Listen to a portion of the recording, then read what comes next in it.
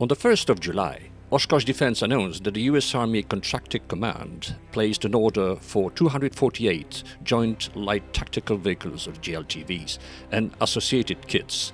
This order is valued $127 million and includes vehicles for the U.S. Army, U.S. Marine Corps, and the Department of State.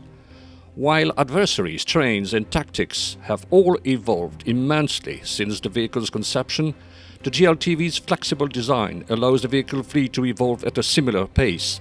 George Mansfield, Vice President and General Manager of Joint Programs for Oshkosh Defense, said, "The JLTV can accept any number of advances in weapons, lasers, sensors, networking, and communications. To date, Oshkosh has successfully integrated multiple weapons on the JLTV, such as remote weapon stations up to 30 mm, anti-tank missile systems, anti-aircraft missile systems, UAVs, and counter-UAV systems.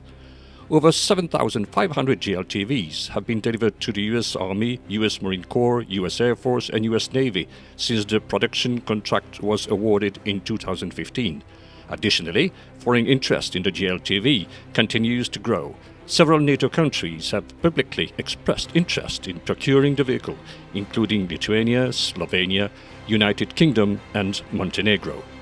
Well, keep in mind that Defense Web TV has more than 1,400 videos on its YouTube channel.